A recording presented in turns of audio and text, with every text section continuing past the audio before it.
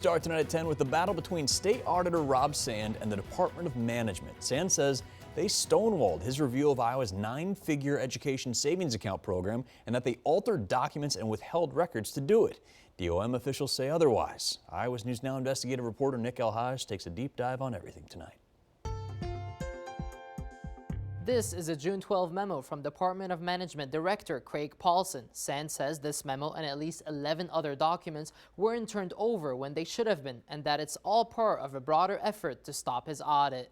The state's ESA program uses taxpayer dollars to send Iowa kids to private schools, a partisan policy championed by Governor Reynolds and panned by Democrats. Now, Iowa's only statewide elected Democrat, Auditor Rob Sand, is accusing the Department of Management of trying to block his attempt to review how the money's being spent. When you write a law that literally has only one thing that you can't do with tax dollars and anything else is allowable, any decent auditor would be talking about that. Last spring, Sand's office sent DOM a draft engagement letter laying out audit terms for the program, something Sand says was sent back with undisclosed changes he says would have violated Iowa law. I think every Iowan that has common sense can reach a conclusion that if you send back a document and you don't alert the person that you're sending it to that the one that you signed has changes made, that somebody's trying to pull a fast one. And thank goodness that our staff was paying attention to it. So we caught it.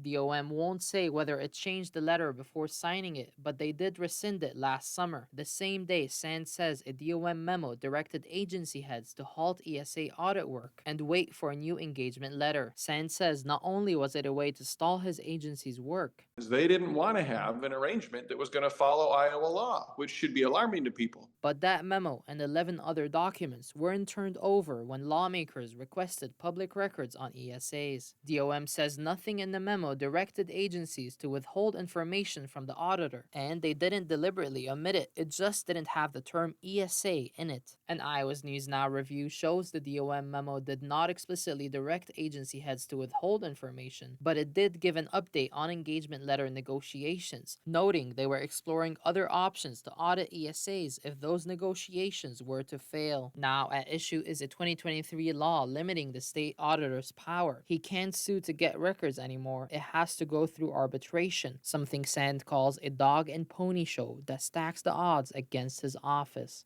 There's nobody in Iowa that if they were going through a divorce would agree to the terms for custody or for the division of property from a 3-person panel where 2 people were picked by their soon-to-be ex. That is what this panel does. It's preposterous. Right now, there is no active audit of Iowa's $100 million ESA program. Sand's office says it's waiting for DOM to return to the table. DOM says it's followed the law. And the governor's office, no response. And there's a lot more to this. You can read our full breakdown and see the key documents for yourself at iowasnewsnow.com. In studio, Nick Elhaj, Iowa's News Now.